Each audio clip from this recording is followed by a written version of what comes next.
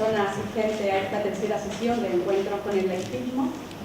En primer lugar, agradecer a las organizaciones convocantes el que hayan hecho posible estos encuentros, a la Delegación de Participación Ciudadana, a la Escuela de Participación Ciudadana, a Córdoba Laica, a la Asamblea de Mujeres de Córdoba Hierbabuena, a la Plataforma LGTBI de Córdoba, a APDH de Andalucía y Córdoba, al colectivo Prometeo y a la Secretaría de la Mujer de UCEA.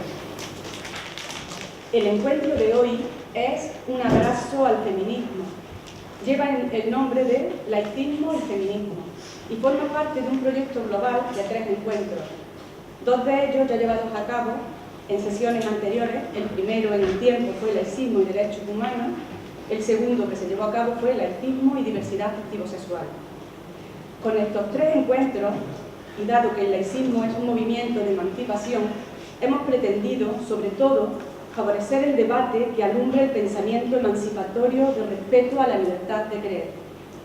Por ello, y como miembro de Europa y Córdoba Laica, me gustaría rebatir el contrasentido, la falsa idea de que el laicismo va contra la religión, porque el laicismo conlleva un absoluto respeto por las personas y por las creencias, y por tanto también por las religiones como espiritualidad de la que brota una moralidad, sin reivindicar un poder privilegiado sobre el espacio público. Y es precisamente este respeto el que nos lleva a una defensa de la igualdad de derechos para todas las personas, independientemente de sus creencias, ya sean humanistas ateos, humanistas agnósticos, creyentes de distintas religiones. Porque el laicismo no privilegia unas creencias sobre otras, de modo que no crea desigualdades, sino todo lo contrario, favorece la igualdad de trato. En definitiva, nos gustaría compartir el sueño de un proyecto laico, en el que quepamos todas las personas, donde las instituciones no estén sometidas a ningún tipo de presión, ni ideológica, ni religiosa, ni de ningún tipo, y por tanto sean garantes y protejan el espacio público de convivencia social. Podemos decir, pues, que el laicismo es el marco donde esto es posible, porque creemos y defendemos firmemente 3 principios. Primero, la libertad de conciencia, en que cada persona es libre de creer lo que quiera y no debe imponer sus creencias al otro, porque eso pertenece al terreno de lo privado. Segundo, la igualdad de derechos. Somos seres humanos iguales y debemos recibir un mismo trato. La justicia real ante la ley que garantiza la justicia social. Y, en tercer lugar, la defensa de los derechos humanos universales, el universalismo. Debemos buscar qué es lo que nos une, el interés general, el interés que es común a todas las personas, que es público.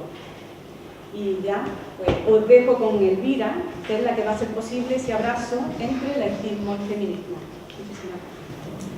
Bueno, yo espero que lo hagamos posible entre todas las personas que aquí estamos. Pero, pues buenas tardes. Desde Asamblea de Mujeres de Córdoba Hierbabuena, a la que pertenezco, agradecemos vuestra participación en esta jornada, que esperamos que nos sirva para reflexionar conjuntamente sobre la relación entre laicismo y feminismo.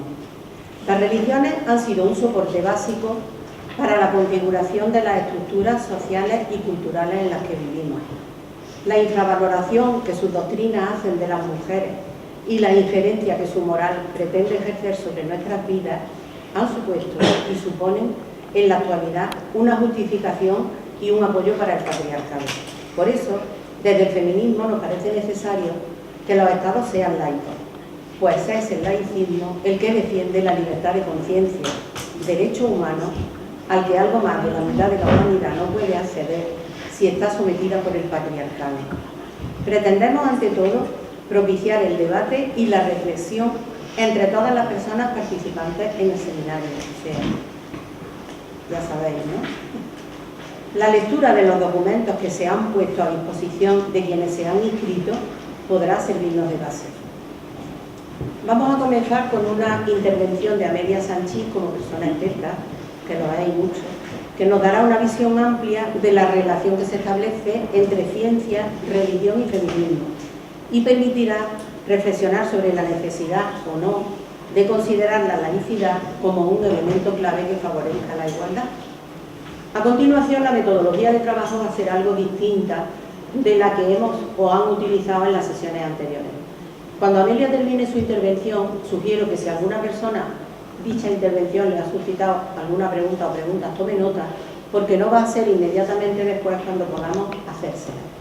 Porque cuando ella termine nos vamos a dividir en dos grupos. Según los cálculos que hemos hecho previamente, estamos aquí unas 32 personas. Entonces, podríamos quedarnos en cada aula 16, sí que rogamos que intentemos dividirnos paritariamente, que nos mezclemos, 16 personas quedarán aquí y otras 16 personas pasarán a una aula que hay a continuación. Ahí dispondremos de algunas copias en papel de la documentación que ya estaba a disposición desde la Escuela de Participación Ciudadana, y también hay impresas algunas cuestiones básicas que nos hemos planteado desde Hierbabuena que nos podrían animar a empezar a discutir sobre todo esto. Habrá una persona que va a intentar ir recogiendo las opiniones que se emitan en el debate, y en función de cómo vaya todo y la intervención de Amelia y demás, pues probablemente ahí podamos tener una hora y cuarto. Terminada esa sesión de debate y de aclarar nuestras ideas de manera conjunta, volveremos de nuevo aquí, todo el gran grupo, y será el momento de comunicar, si es que es posible, digamos cuáles han sido las ideas básicas que se han extraído de cada uno de los grupos, y también el momento de, con Amelia como persona experta, acabar de aclarar todo aquello que no nos haya quedado claro. Y a continuación, Rosa Blanco, también de Hierbabuena, pues hará la presentación también. Pues buenas tardes, y me encanta presentar a Amelia, aunque Amelia no necesita... Sí. ¿Habéis oído bien? A lo mejor no se necesita el micro. No, mejor, ¿Sí? Mejor. A ver.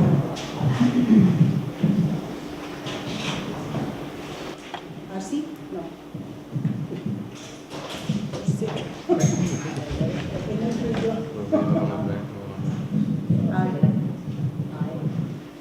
Así, ¿no? ¿Así se oye bien? Sí, sí. Ah, vale. Pues nada, como os decía, Amelia no necesita presentación, pero yo sí quiero hablar de Amelia, de ese ser humano con mayúsculas que ella es. La hemos visto implicada en un montón de causas justas en varios movimientos sociales, locales, nacionales e internacionales. Es una mujer feminista que pertenece a Asamblea de Mujeres de Córdoba, Hierbabuena, y dice que ser feminista es una forma de estar en el mundo. Su compromiso con las reivindicaciones de las mujeres la llevan a tejer redes con otras organizaciones, y así pertenece también a la Asociación de Mujeres Investigadoras y Tecnólogas y a la Red Feminista de Derecho Constitucional. Desde el activismo social, su colaboración es múltiple con otros colectivos, desdeña la imposición y apuesta fervientemente por la construcción colectiva según las posibilidades de cada cual. Así la vemos activa en programas de radio, en la prensa, en las redes sociales. Dice que a pesar de proponérselo con insistencia, solo a veces consigue un cierto equilibrio entre el tiempo real y los deseos. Le resulta difícil, pero para ella es un reto continuo conciliar su vida personal, la investigación, la renovación pedagógica, los estudios feministas, la laicidad y a la vez su compromiso eminentemente social. Hablando también de su currículum, pues he hecho una pequeña selección para decir que es profesora de Derecho Eclesiástico del Estado, doctora en Derecho, diplomada en Criminología y diplomada en Trabajo Social. Ha obtenido varios premios compartidos, como son el primer premio de investigación sobre políticas de igualdad, con el título La evaluación del impacto de género en la normativa estatal y andaluza, de la Diputación de Jaén, en el 2008. También un primer premio a la investigación con el título Un modelo ético cosmopolita como propuesta para la convivencia intercultural,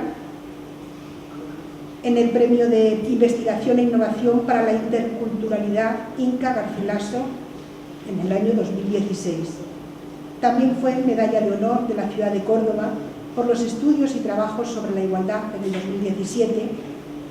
Y estos, que son premios que ha conseguido, como ha dicho ella, compartidos, ella valora especialmente estos trabajos que han sido realizados en equipo y que han sido posibles esos premios gracias al trabajo en equipo.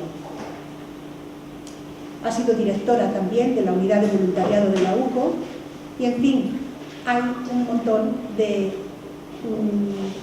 actividades que ella ha realizado y sigue realizando, pero que no vamos a relatar todas, ¿no? Actualmente imparte clases en grado de Derecho y en doble grado sobre libertad religiosa, en posgrado sobre temas relacionados con geopolítica de lo sagrado, género y metodología y epistemología en el ámbito nacional e internacional. Y asimismo ha dirigido varias tesis doctorales, numerosos trabajos fin de máster y trabajos fin de grado. Y además de esta intensa actividad laboral, pedagógica y como activista social, hay que decir también que no sabemos cómo se las apaña, pero para una persona viva, Amelia siempre tiene un tiempo y un lugar. Tuya la palabra, Amelia.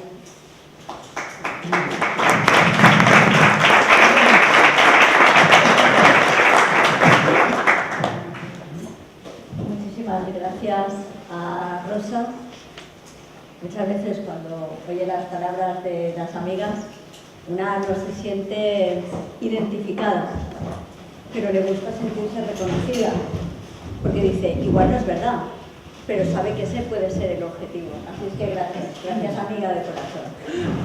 Y muchas gracias a todas y a todos ustedes pues, por invertir tiempo. Sé que somos tan pobres y es tan escaso en un mundo tan loco como en el que vivimos, sobre todo porque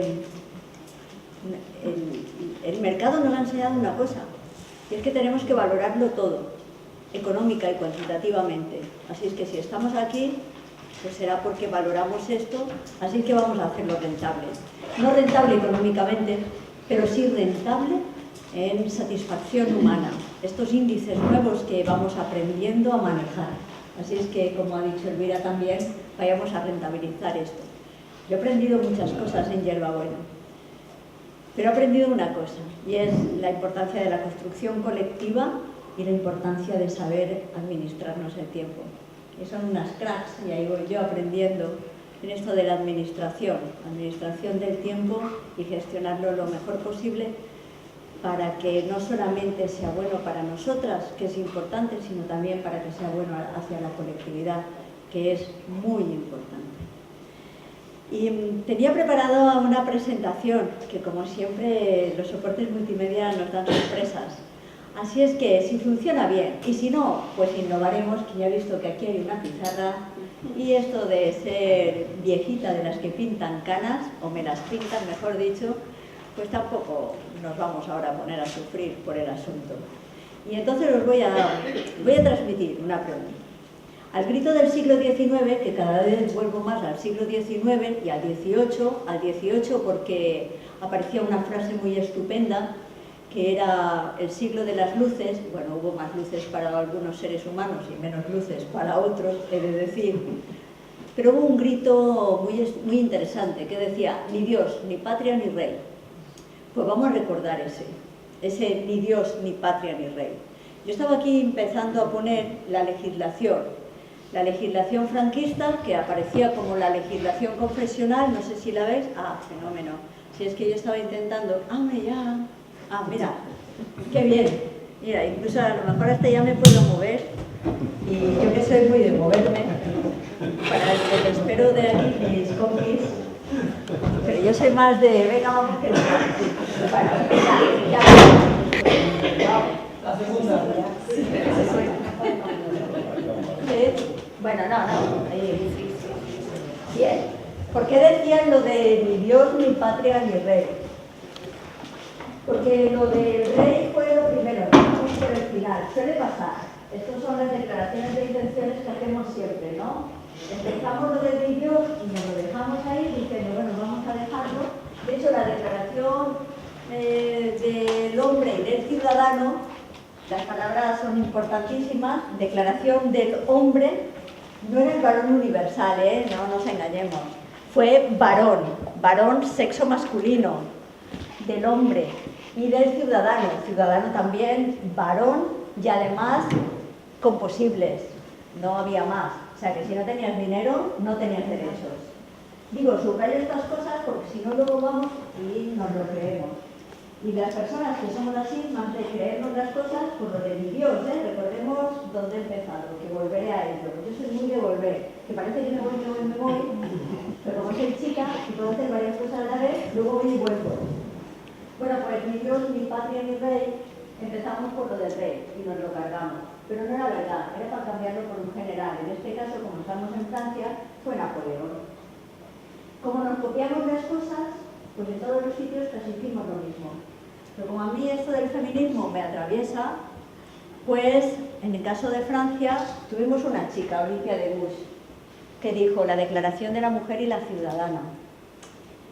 Y entonces ella que dijo, pues vamos a hacer la declaración de las mujeres y de las ciudadanas, porque es que a los chicos se les había olvidado la mitad de la población femenina. Y entonces pues hubo que volver a replantearse las cuestiones. Y además hubo otra cuestión, relevante también. Voy a mirar el tiempo, que igual hasta soy capaz de cumplir con el tiempo establecido. Y Caemos muertas. ¿El qué? Que si cumplen no caemos muertas. Ah, ahí voy. Venga, va, voy a hacer... No, que la quiero mucho, no voy a ser igual, no hacer. Y nos planteábamos esta otra cuestión. ¿Qué pasaba con el tema de la patria? Bueno, pues ahí se cambiaba. Queríamos pasar de ser estos súbditas, en este caso súbditos, a ciudadanos. Lo de ciudadanos ni nos lo planteábamos. Nosotras siempre acabábamos siendo las relegadas, las supeditadas, cuando no era a los reyes, era a nuestros padres, maridos, etcétera, etcétera, etcétera. Dios seguimos sin tocarlo, porque incluso en la Declaración de los Derechos del Hombre y del Ciudadano, lo único que nos dejamos caer en su artículo 9 era esto del concepto de ese ateísmo difuso que más bien se confundió con deísmo. Bueno, y después explicaremos la diferencia que hay entre deísmo y teísmo. Ser proceder eclesiásticos que era un de sí, querido a Dios. Bueno, pues esto es lo que pasaba en el siglo XVIII. Sí se consiguió la separación Iglesia-Estado más sobre el papel que después en la realidad. Y voy a dar un triple salto mortal con vuelta atrás, sin moverme de aquí, porque no vaya a ser que me pase a mí un algo. Y vamos a ver qué pasaba mientras en España. En España tuvimos un siglo XVIII y XIX bastante complejo. Todo lo más que se acercó a la declaración esta de los derechos del hombre y del ciudadano fue con Jovellanos. Pero lo tuvimos complicado. Y lo tuvimos complicado porque la transposición no fue tan real. Pero además, tal como pongo aquí, si yo me voy a la de delante, y si ustedes me lo permiten, yo voy a saltarme todo el proceso que hubo hasta llegar al franquismo. ¿Por qué? Pues porque en la legislación franquista tuvimos un Estado confesional, y lo voy a poner a él como parangón de todos los procesos que tuvimos desde la Constitución de 1812, la primer texto constitucional, la anterior fue una carta otorgada, y en el frontispicio de la Constitución hubo una declaración espectacular. España es y será católica apostólica romana. En su artículo 12 planteaba que España era católica, y en su artículo 371 además tenía libertad de imprenta y libertad política, pero no libertad religiosa. Con lo cual, además, previo al texto constitucional, tuvimos que hacer un triple salto mortal para poder encajar todo aquello. que era lo que nos posibilitaba poder trabajar incluso después de la Revolución Francesa, en el caso de España, en esta separación, ya digo, muy precaria en el caso patrio, entre la Iglesia y el Estado, pues irónicamente tuvimos que acogernos aún al Concilio de Trento, lo cual era francamente surrealista. Imagínense cómo estábamos las mujeres. De hecho, la primera vez que se reúnen las constituciones, el proceso constituyente de 1812, que tenía las sesiones ordinarias y las sesiones secretas de la Constitución de 1812, en la primera de las reuniones de las extraordinarias, lo primero que se decide, ¿saben ustedes qué es? Creemos que es mejor que las mujeres no se queden aquí, porque no tenemos espacio, que como todo el mundo sabe, quien más les alojamos espacio somos las mujeres, faltaría más. Claro, yo creo que lo decían por nuestra inteligencia estupenda. Yo lo entiendo, no me cabe la menor duda. Entonces no sabemos. ¿Cómo volvimos a entrar las mujeres? Pues travestidas, faltaría más. No es que dejásemos de ir, dejamos de ir vestidas monas y estupendas, pero no dejamos de ser monas y estupendas vestidas de varones. Y allá que nos fuimos. Bueno, no voy a entrar en esto por falta de tiempo, pero sigo adelante. El resto de textos constitucionales, hasta llegar a esa legislación franquista, que es la que estoy poniendo como parangón, es que España siempre ha sido un Estado confesional católico. Dos elementos claves que nos han diferenciado. La Constitución de 1931, artículo 2, España se declara un Estado laico, y podríamos decir que en el ámbito eclesiasticista lo marcamos como un Estado laicista. ¿Qué diferencia hay entre un Estado laicista y un Estado, como se habla en la Constitución de 1978, de cooperación o de laicidad positiva? La cooperación. Esa es la diferencia, y por eso a mí no me oirán hablar de un Estado ni de laicismo. No porque no esté de acuerdo, que lo estoy, sino porque jurídicamente no puedo hablar de ese término. En una de las hojas que hemos pasado y que mandamos, hablamos de laicidad y decimos, artículo 16.3, ordena a los poderes públicos, la sentencia del Tribunal Constitucional 77/1996, en su fundamento jurídico cuarto, igual que también en el fundamento jurídico cuarto de la sentencia 46/2001, siento ser tan pesada, pero creo que nos conviene saber datos, porque es la mejor manera después de poder contestar, porque hablamos de una manera y no de otra, pues dice que en el artículo 16.3, las consiguientes relaciones de cooperación con la Iglesia Católica y demás confesiones introducen de este modo una idea de aconfesionalidad o laicidad positiva que veda cualquier tipo de confusión entre los fines religiosos y los fines estatales. Esta es la razón por la que hablamos de laicidad positiva. Pero os voy a dar dos datos, porque saben que las palabras nunca son inocentes. Ya nos lo dijeron en Alicia a través del espejo, pero el Tribunal Constitucional quizá no tiene tanta gracia, pero sí tiene mayor certeza. Es decir,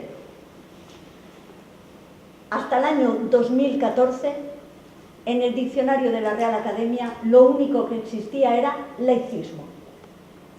Cuando empezamos desde diferentes lugares a hablar del concepto laicismo, qué casualidades tiene la vida, el diccionario de la Real Academia, en ese año 2014, introduce la palabra laicidad.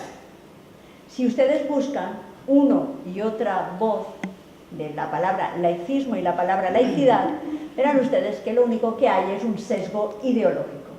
Pero empecemos a decirlo. Esto es igual como cuando yo explico que hay sesgo ideológico dentro de los tribunales. Pero siempre que voy a un país intento no poner como ejemplo el país en el que estoy. Es decir, si estoy en España no pongo como ejemplo el Tribunal Constitucional, pongo como ejemplo el Tribunal de los Estados Unidos. O si estoy en Colombia pongo como ejemplo el Tribunal Español. Porque siempre me suelen decir lo mismo. Esto aquí no pasa. Ah, bueno, ustedes perdonen.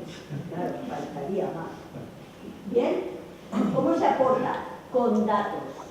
siempre, datos. Datos solamente no, datos y fuentes. Si no me traen ustedes datos y fuentes, difícilmente podríamos resolver el asunto. En el caso de España, cuando se elaboró el texto constitucional de 1978, aparece un elemento clave, y es cómo elaboramos el texto constitucional si los dos previos trajeron excesiva confrontación. Bueno, y esto depende además de quién dice lo de la excesiva y lo de la confrontación. Yo digo lo que nos cuentan, que a cada uno nos contarán una cosa dependiendo de quién escribe los libros de texto, que esta es otra. O sea, nada es inocente tampoco. Bien, se salía de una dictadura, he puesto como canción emblemática lo de Libertad sin ira, saben ustedes esto que nos llevó a los procesos de transición, con lo cual quien hizo los procesos de transición también sería entretenido darles una vuelta, y quien llegó además a estar dentro de los procesos de elaboración del texto constitucional. O sea, siempre hay que preguntarse el por qué y el quién. Ya llevamos dos preguntas interesantes. De hecho, ¿qué papel tenía la religión en la Segunda República? También era un elemento clave. Y en el caso del franquismo, la Iglesia Católica. Voy a poner ejemplos. Ejemplo número 1. Del año 1962 al año 1965 se da el Concilio Vaticano II.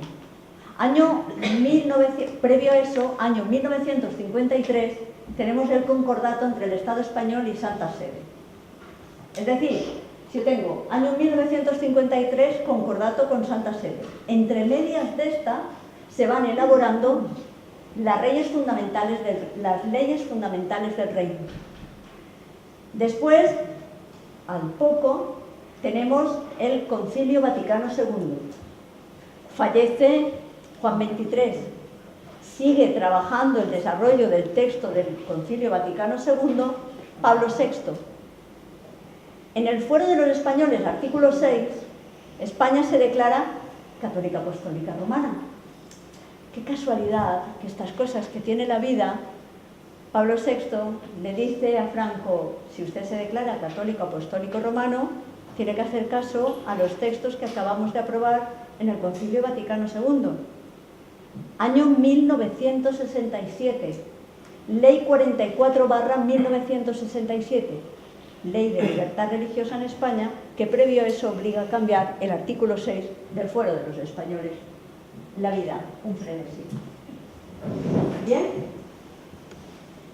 Claro, que no especificaron si lo que tenía que cambiar era la libertad religiosa o la libertad de culto. Y ahora vayamos a un elemento clave. Yo he vuelto a decir que las palabras no son inocentes. ¿Puedo retirar el dedo? Gracias, querido. Y ahora... ¿La pizarra? Sí. Yo voy a poner unas cuantas, como dicen ahora los modernos, voy a hacer un par de timelines. Cuidado, porque está enganchado. ¿Así? Aquí yo lo cojo. No. Espera. Ahora. Fenomenal. ¿Se ve?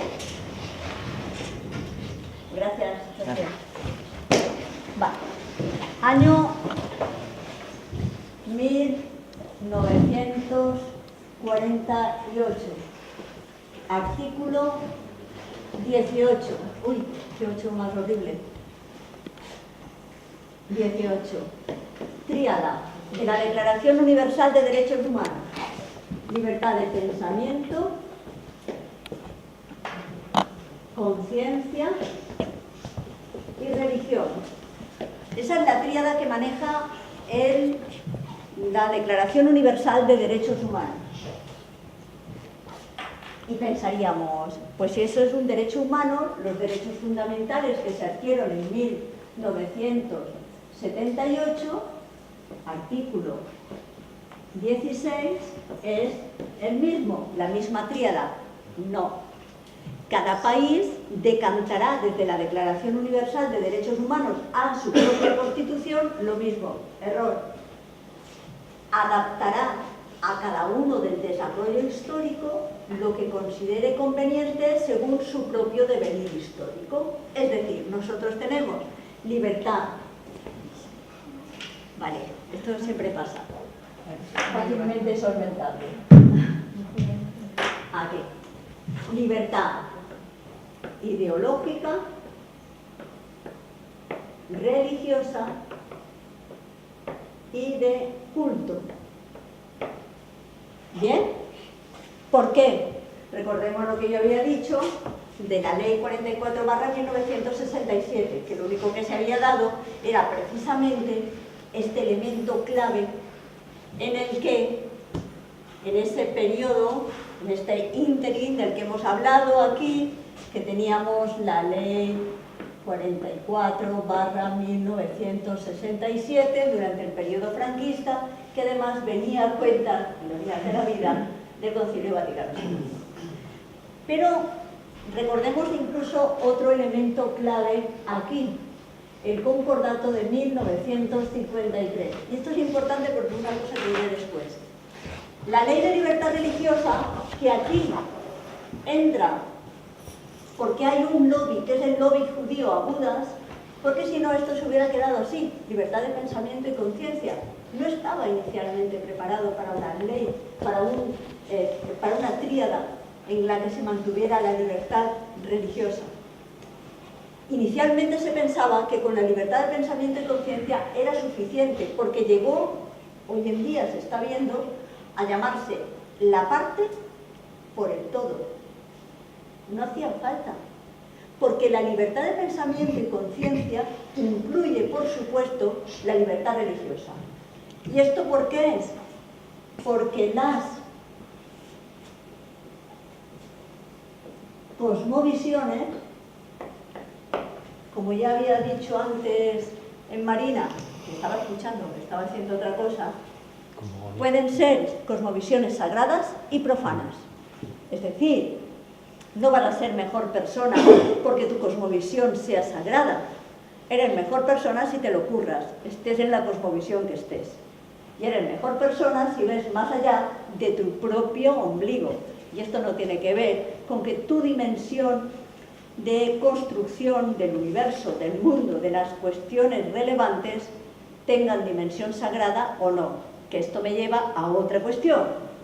El proceso social se llama proceso de sacralización o desacralización de una sociedad, porque es las personas las que entran en ese proceso, mientras que cuando se refiere a las instituciones se llaman procesos de laicización, que era lo que estaba refiriéndose muy bien Marina.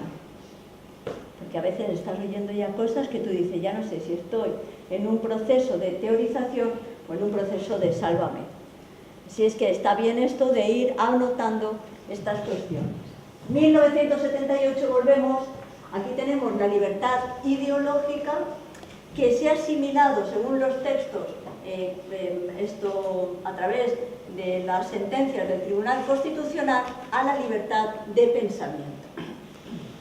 Bien, tenemos la libertad religiosa y tenemos la libertad de culto, que hacen una mención, puesto que viniendo, como veníamos, de una dictadura, pues se hacía mención expresa. Pero esto nos viene además por otra cuestión. A los procesos, por eso yo le decía ni Dios, ni patria, ni rey. ¿Qué tiene que ver directamente los procesos de laicización y feminismo? Tienen que ver con procesos de autonomía. Ese es el elemento clave que marca ambos procesos. Y marca ambos procesos porque en el derecho tenemos una cuestión clara: la potestas y la autoritas. Potestas puede tener toda persona que tenga el derecho a realizar cualquier acto. Autoritas es el ascendente moral que tiene a realizarlo. A las mujeres nos han esquilmado unas veces, porque no hemos tenido de hecho las protestas, pero es que incluso hoy en día nos cuestionan la autonomía. Y aquí es donde, en ambas cuestiones, desde el ámbito feminista, nos planteamos las dos.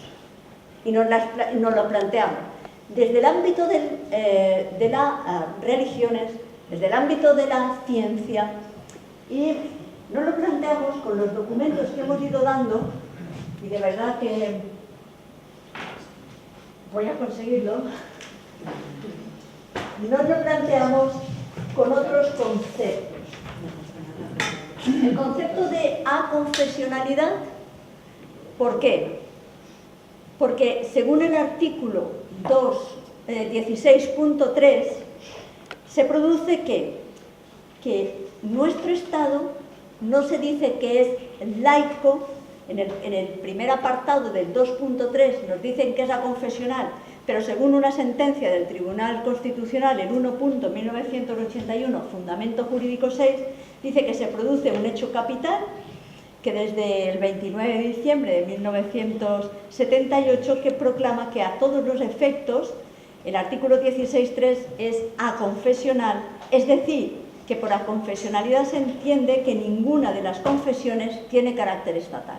Y más adelante incluso asume que aconfesionalidad también se puede subsumir en el principio de laicidad, laicidad positiva que habíamos estado hablando antes. Primera de las cuestiones. Con lo cual ya estamos en el proceso de laicización, es decir, en el proceso de autonomía. ¿Por qué? Porque quien tiene conciencia en esa ideología propia es la persona, nunca las instituciones. Y ahí es donde nos situamos también el feminismo, en ese proceso de autonomía, de construcción propia, dentro de otros principios más, que son los principios generales del derecho eclesiástico, que habla de esos principios de igualdad, recogido en el artículo 1.1 del texto constitucional, recogido también en el artículo 14, en el que todas las personas somos tratadas iguales. No hay ciudadanía de primera y de segunda, no podemos encontrar diferencia ni en razón de sexo, ni en razón de religión, etcétera, etcétera. Y por religión se entiende cualquier cosmovisión. ¿Bien? Entonces, esos procesos de construcción hacen que muchas de las cosas que vienen después de la derogación del concordato de 1953, que empieza con el acuerdo de base de 1976. La siguiente de las cuestiones es, por favor, y ahora ya no lo leo, léanse el concepto de feminismo de Victoria Saul, que va un paso más allá de la RAE. Entiendan ustedes también que no es que haya maldad, no, por favor, no es eso, lo parece, pero no es, sino lo que hay es falta de conocimiento por parte de los académicos. Digo académicos porque son mayoritarios y la lengua, sobre todo lo que trata es de describir situaciones. En el caso de ciencia, se ha repartido 3 de los documentos. A mí me gusta especialmente en el primer documento cuando habla de los procesos de autonomía.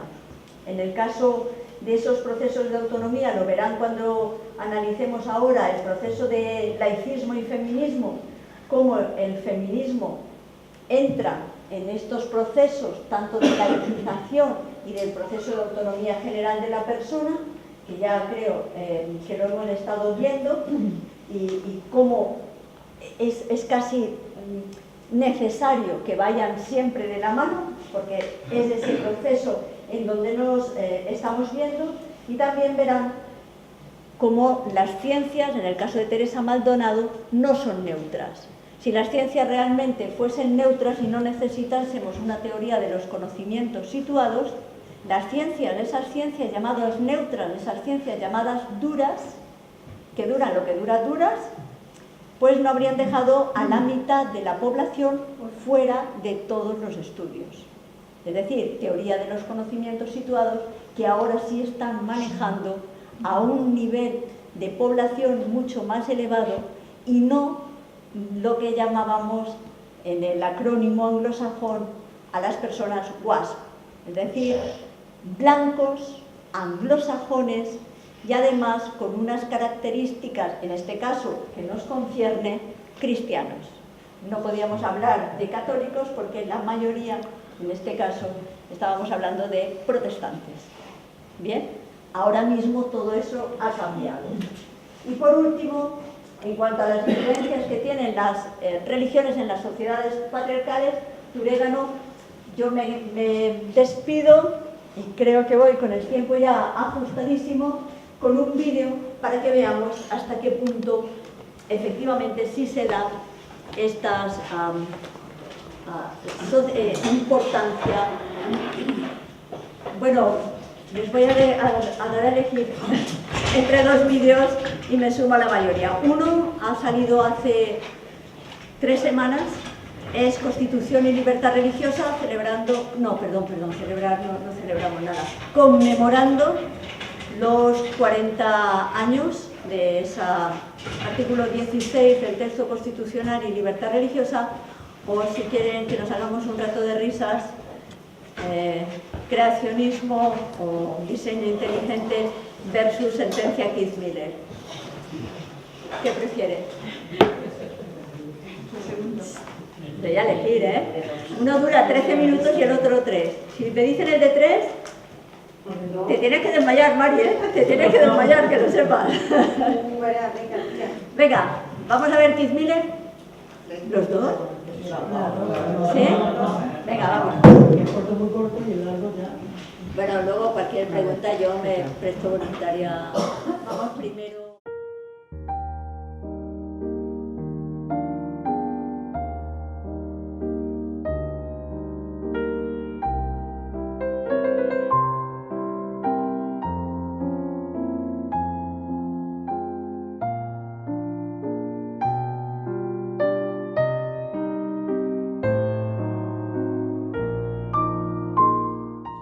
Recuerdo que murió mi abuelo y no lo querían enterrar en Valdepeñas porque era protestante, era un hereje y no había libertad para las personas que no tenían la misma fe católica que los demás. Entonces lo tuvieron 3 días sin enterrar y a mi tío, que también era cristiano evangélico, lo tuvieron esos 3 días en un calabozo. A los 3 días lo sacaron y ya enterraron a mi abuelo. Y recuerdo que yo era una niña, pero aún recuerdo lo triste que fue para mi familia. En aquellos años yo sabía que mis amigos bajáis, que eran poquitos, en alguna ocasión que ya se habían juntado unos 60 en Barcelona para hacer un encuentro con amigos portugueses, pues había sido infiltrado un joven dentro de la comunidad y denunció a la policía, estaba precisamente para eso, y a medianoche pues cogieron a bastantes. Bueno, de hecho 5 hombres y 5 mujeres que estuvieron en el calabozo una noche y un día entero.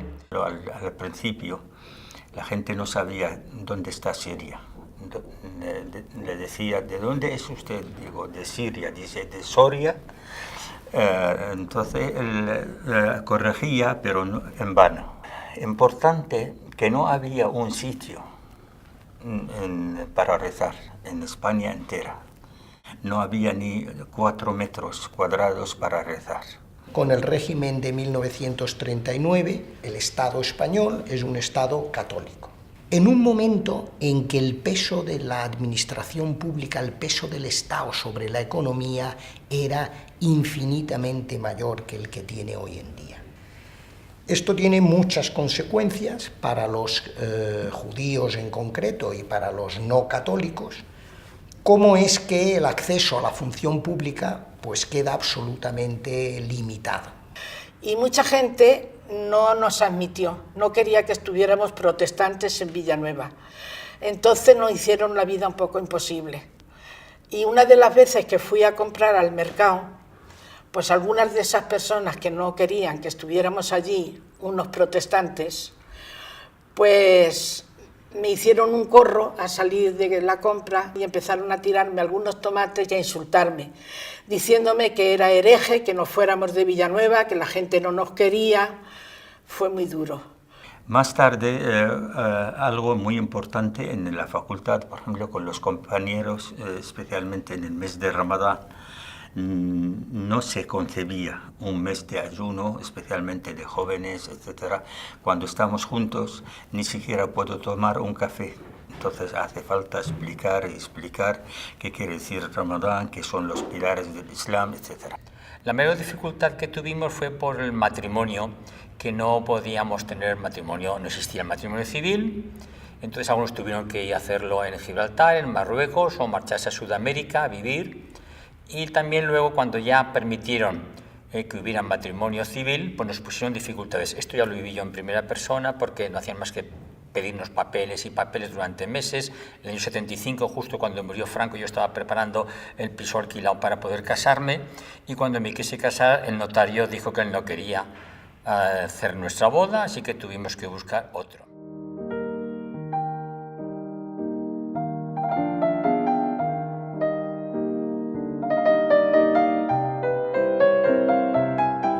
Una sociedad moderna solo puede ser el factor religioso elemento de concordia bajo el principio de libertad religiosa y de un Estado que asume su neutralidad confesional, lo que llamamos la laicidad del Estado,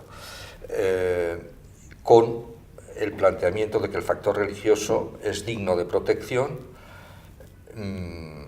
y, por lo tanto, que el Estado debe de abrirse a unas relaciones de cooperación.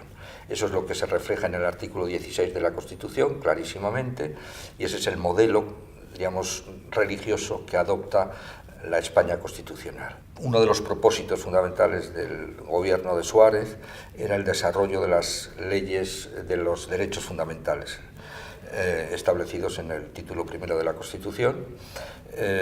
Las directrices fundamentales para el proceso de elaboración era que tenía que ser una ley muy pegada a la Constitución, una ley de regulación con intervención mínima del Estado, porque las libertades tienen que desplegarse a través de los cambios sociales, que fuera por lo tanto una ley flexible, que estableciera como sujetos del derecho de libertad religiosa a los individuos por una parte y los sujetos comunitarios, es decir, las iglesias, confesiones y comunidades religiosas.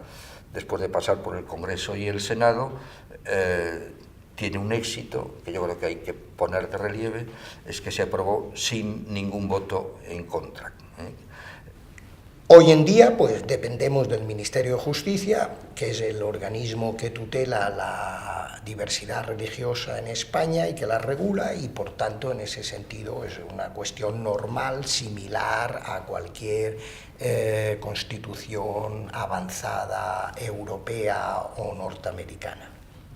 El contacto que hemos tenido con la generación nuestra, es decir, de los años 70, 80, esta gente amiga nuestra ocuparon sus puestos también en la vida social, en la vida profesional, y esto nos ayudó muchísimo a la hora de entablar relaciones con la administración española. Y condujo esto inmediatamente a firmar el acuerdo de cooperación con el Estado español en 1992.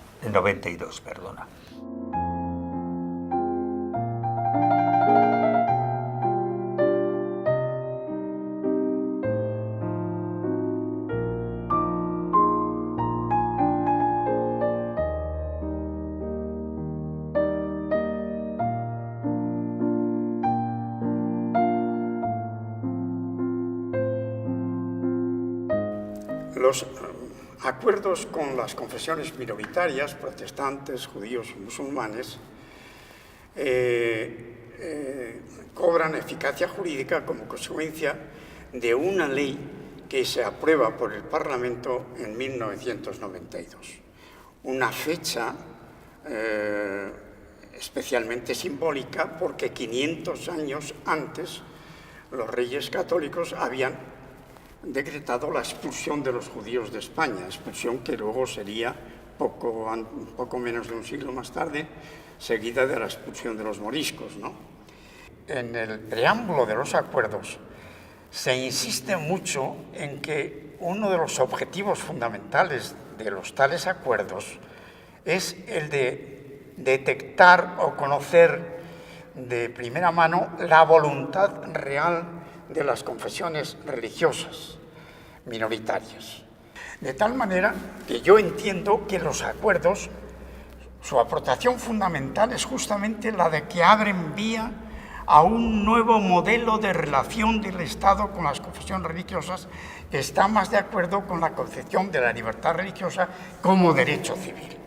El acuerdo de cooperación, su valoración era muy positiva por los musulmanes, porque era un hecho singular en Europa, y sigue siéndolo también, de tener una ley con todo el articulado suyo en las cosas inherentes a la religión musulmana, aprobado por las Cortes Españolas.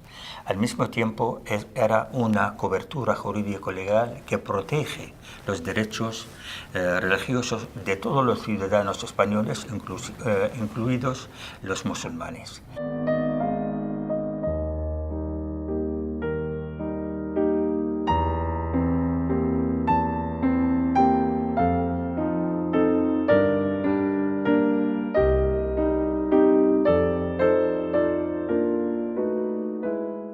Yo entré en esta dirección general en el año 2004 y claro, estaba muy asentada la libertad religiosa, los principios básicos, pero estábamos entrando en una fase distinta y nueva.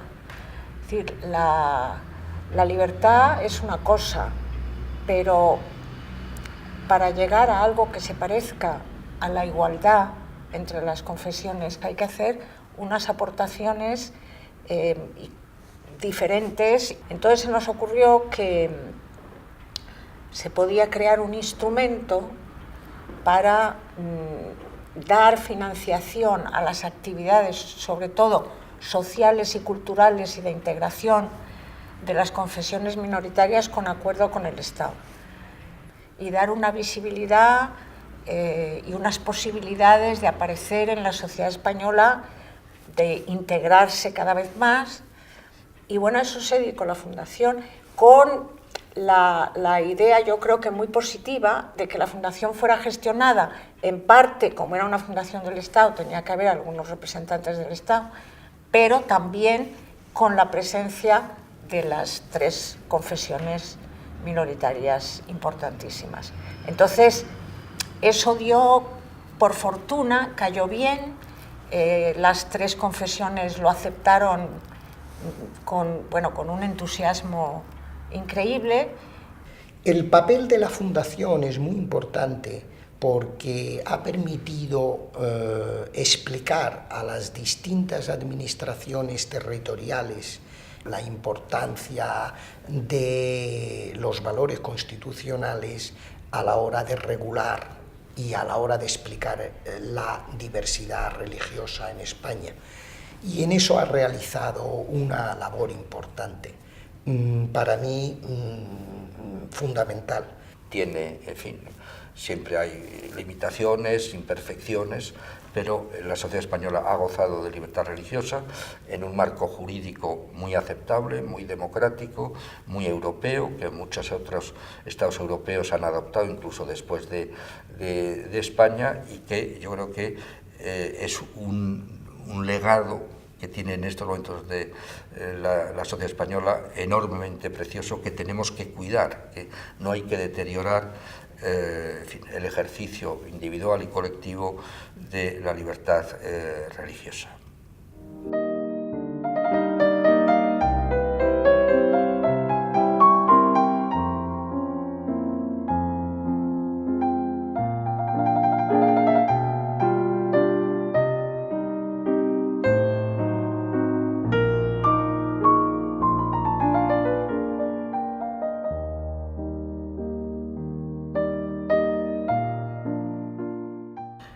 Pero doy gracias a Dios porque me permite ver la libertad que tenemos ahora después de la Constitución. Es algo maravilloso poder decir lo que tú eres sin que nadie se te ofenda, ni que nadie te critique, ni nadie te mire mal. tener libertad, poder hablar de lo que tú quieras, como quieras, y que todo el mundo te respete. Así que doy muchas gracias a Dios por la Constitución, por la libertad, por los españoles y por todo lo que ahora podemos vivir. Que Dios os bendiga.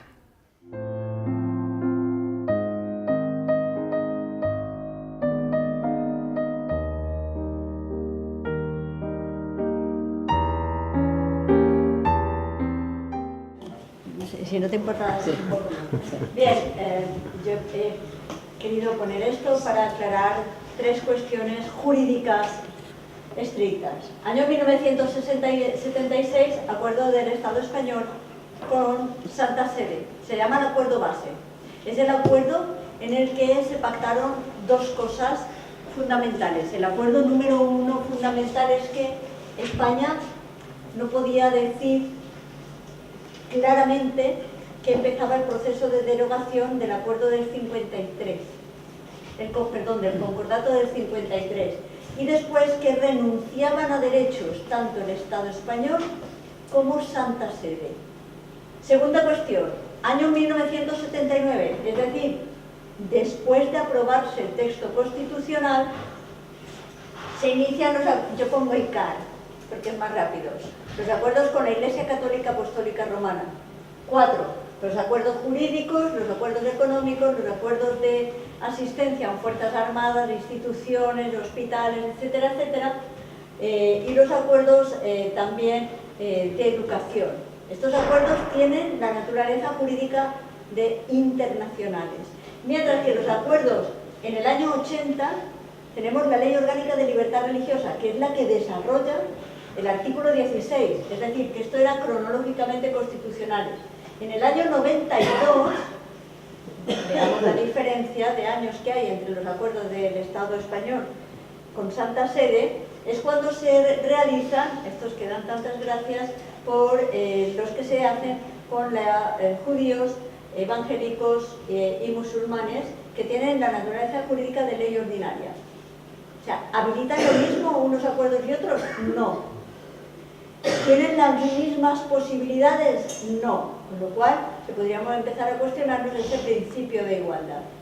O sea, y además, incluso, ese principio de igualdad, que a partir de la ley de la jurisdicción voluntaria, tenemos ya 3 tipos de posibilidades.